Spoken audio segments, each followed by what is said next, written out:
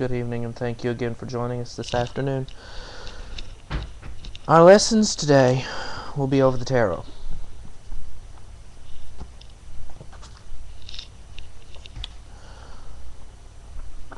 First, we'll start by explaining tarot can usually be bought in several forms.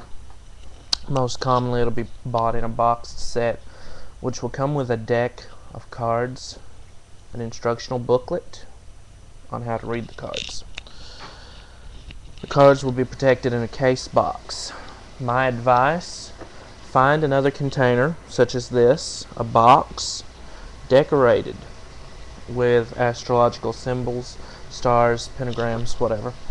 Store your cards in this box for protection purposes. These cards will absorb other energies, and the darkness of this box, mine is a dark purple, which is painted with stars on top, will provide some bit of protection. My deck is known as the Swords deck. As you can see, you've got a pentacle here in the middle, surrounded by cups and swords and wands. Anyone who knows tarot knows that the cups, swords, wands, and pentacles are the minor arcane main decks. And then, of course, you've got the major arcane, which includes the High Priestess, the High Priest, or Hierophant, so forth, so on, etc. There are other types of tarot cards, herbal tarot, which basically reveals plants and gives you their basic meaning. And of course there are an assortment of others, but we won't get into that today. We are using the Swords deck, my personal favorite deck. We will start by explaining that this reading book, tarot reading, which comes with the deck I bought, explains what each card means by itself in both the upright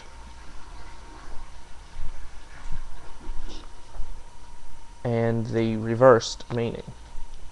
Just taking off the top of my head the one card which everyone above all fears, the Death card. Now, the Death card does not actually mean literal death. In its upright position, meaning when you look at it, let me find it in my deck really quick.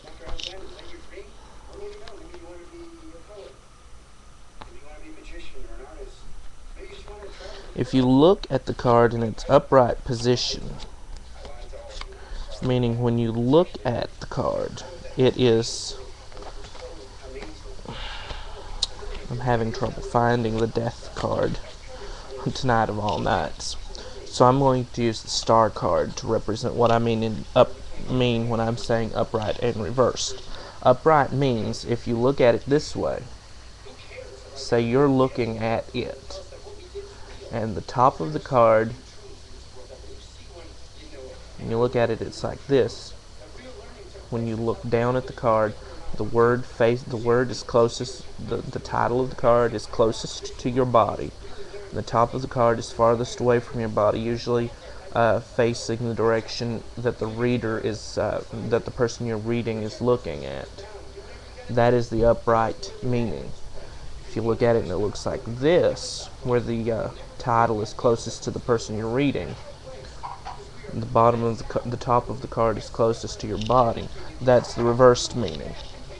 So again, the one card which everyone tends to fear most, the Death card, in its upright meaning, it does not actually mean death per se.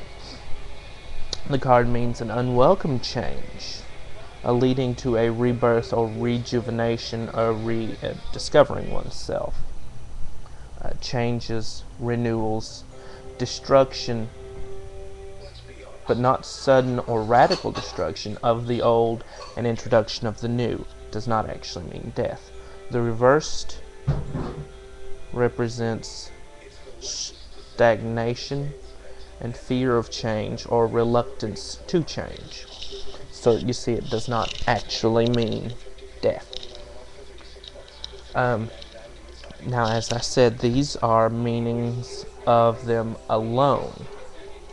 Now, the only time you would look at the meaning of the card alone is if you do a standard type of reading called the draw one reading, in which your client or comrade, friend, whoever you're doing the reading for at the time, comes to you and asks to know what their future holds. Sometimes psychics, savants will go into an elaborate layout with 10 to 20 cards and will interpret what those cards mean. The fastest and easiest way of doing a what my future holds reading is the draw one reading, in which they come in, they ask you what their future holds, you reach the card to them, and you tell them draw one from anywhere in the deck. It doesn't matter where they draw the card from, but they draw the card and they hand it to you face down. That means they hand it to you with the back of the card facing you. Now, this is super, super important. Turning the card. Once they've handed it to you, you want to take it from them and lift it straight up like this. Just remove it from their hand and lift it straight up to face you. That will give you the proper turn so that you'll know whether it's going to be in a positive or negative stance. This card, for instance, is the Two of Cups in reverse meaning. That's when you'll go to the book to interpret what that means. You'll find the Two of Cups,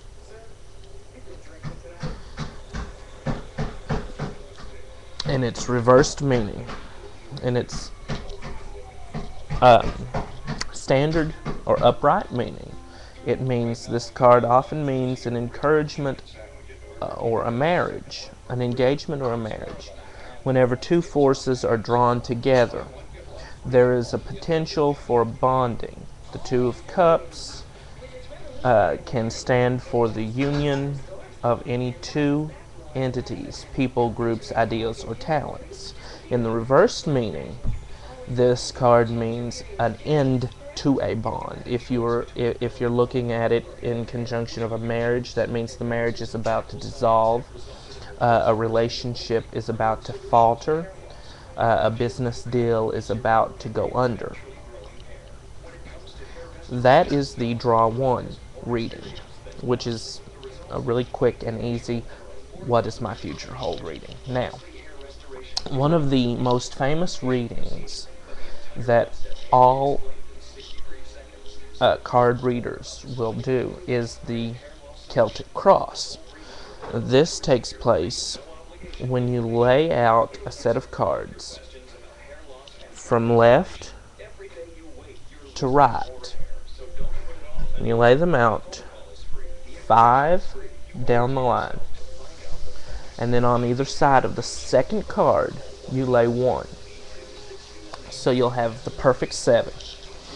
And then you will flip them one at a time, starting again from left to right, and then the 2 on the outer edges, starting top to bottom. And you will interpret what the cards mean in a full layout. It'll go from past, present, near future, distant future, goals that will be achieved, and goals that will be failed. And you do this to get, usually when a person asks for financial information or an assortment of other questions.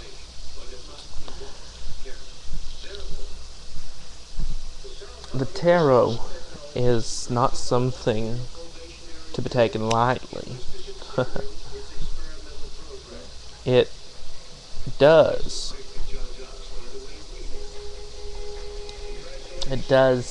take a skilled hand to understand what these cards mean. Now, when you are doing a physical layout such as the Celtic Cross or the Wheel of Fortune, in which you lay out 5 cards in a circular pattern, start from the top most card and go clockwise around in the Wheel of Fortune to determine what the future may hold. The fan layout, in which you start with one card at the very bottom closest to you, and then you fan out with 2 cards kind of at an angle, and then you got 3 cards going more at an angle, and then 4 cards until you reach 5 cards at the very top at and it looks like a big Japanese fan. And you start again from the card closest to you, and then you read the next 2, then you read the next 3, then you read the next 4, and you read the next 5, and all together, it's confusing. That's why I keep my readings very simple, very straightforward. It's really quite simple. I don't get into the complicated reads, and I suggest beginners who are just starting out do not get into the complicated reads, because those complicated reads, well, they're complicated. And the simpler reads, such as the 3-card past, present, and future read, or the more adept yet still not terribly complicated Celtic Cross read. The most important thing to remember when you are doing a multi-card read, you do not go by the literal meaning of each and every card. You go by what the cards represent to you. You look at the cards, you feel what the cards are saying to you. Now that may sound confusing to some of you, but just listen. Let's say we do a 3-card spread. The past, present, future spread.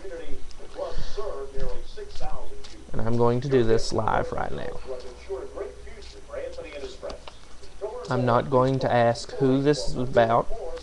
I'm not going to ask what it's about. I'm not even going to ask the cards a question at all. I'm just going to pull the cards from the top of the deck, and I'm going to read. Now always keep in mind, pull like this to get the proper turn.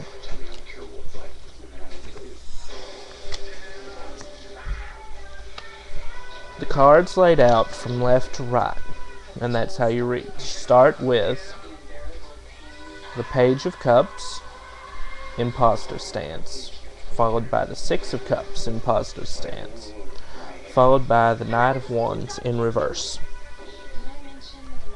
Now this is how you read. You don't actually take the physical meaning of each card. The Page of Cups represents the past, a good start, good health, well-being past, a past that was pleasant, whether it be rather fortunate or not, does not matter whether the finances were great. It was still a pleasant past to live in. 6 of Cups, representing the present. Presently, as of this particular time, whoever this reading is about, whoever the fates are telling us about, not only was their past decent, but their present is full of health and vitality. It's a good present. It's happy and luxurious. Obviously, they're not talking about myself or any of my close friends. And last but not least, the Knight of Wands in negative stance. This represents the future, being not very pleasant. The Knight of Wands in negative stance is disturbingly, it represents a trouble, a struggle which must be overcome. Now, it does not necessarily mean that the struggle will be won. It may be a struggle that will last up until the end of this person's life, or it may be a struggle which will only last for a brief period of time before harmony is restored. It does not really specify. Note, I was not taking those cards by their literal physical meaning. I was interpreting what they made me feel by looking at them and interpreting my thoughts on this. This is something you have to learn to do if you're reading tarot. You have to interpret and go with what your gut instincts say. Those are usually correct. That's it for now. Thank you for joining me I hope to see you next week.